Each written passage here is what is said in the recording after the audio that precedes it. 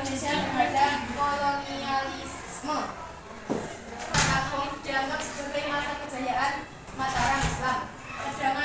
Kedatangan VOC masa kejayaan ke Pulau Jawa sangat mengancam keberadaan Mataram Islam.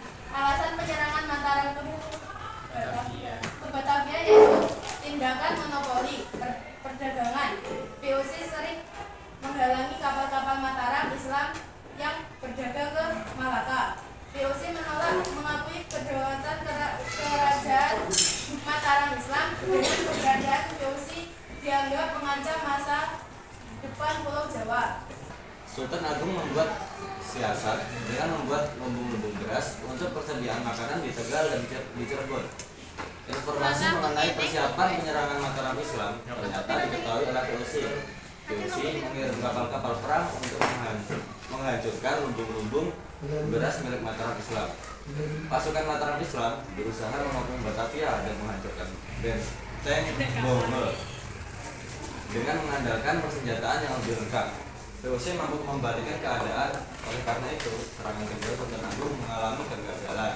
VOC beberapa kali meminta hak monopoli, tetapi selalu ditolak sejak masa Sultan Malik Said dengan Sultan Hasanuddin. Pada akhir 1666, VOC di bawah Laksamana Cornelis Herman menyerang Makassar, namun gagal. VOC lalu membentuk aliansi dengan kerajaan Buton, Ternate, dan Bone, serta didukung oleh Malaka kembali pada 1967. Tetapi serangan pertama berhasil dikalahkan. Serangan berikutnya dengan pasukan dari Batavia memaksa kerajaan Makassar menandatangani perjanjian Raya pada 18 November 1667 yang menandai berakhirnya serangan tersebut. Rakyat Maluku mengangkat sosok Thomas Matulasi sebagai pemimpin pergerakan dengan sebutan Kapitan Madura. Pada tanggal 20 Mei 1814, Belanda melancarkan serangan balik dari Angkor yang dipimpin oleh Pangeran Redjan untuk merebut kembali benteng. Pada tanggal 4 Juli 1941, sebuah armada kuat Belanda yang dipimpin oleh berangkat menuju Saparua menyerang Inggris menjalankan vandalisme. Pada tanggal 16 Desember 1917, beberapa kapal berjuang yang ditangkap oleh Belanda yaitu Kapten Saparua, Rekor, milik Labumaduna, dan Said Kalita harus berakhir di tiang gantungan depan Belanda. Hal inilah yang menjadi akhir serangan Kartini. Kerajaan Banjar dan memadamkan sengketa-sengketa yang ada. Belanda mendapatkan hak khusus untuk mencampuri urusan dalam negeri kerajaan Banjar.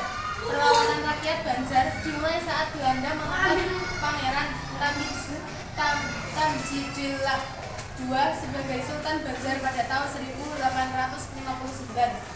Padahal seharusnya yang naik tahta menjadi Sultan Banjar adalah Pangeran Hidayatullah II pada tanggal 28 April 1859. Titik berikut beberapa dampak di bidang politik.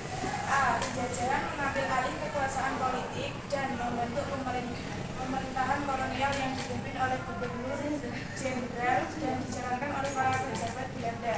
B. Pembatasan kemerdekaan berpolitik. Rakyat Indonesia tidak memiliki kebebasan untuk memilih atau memilih pemimpin politik mereka sendiri. Aktivitas politik diawasi ketat oleh pihak kolonial.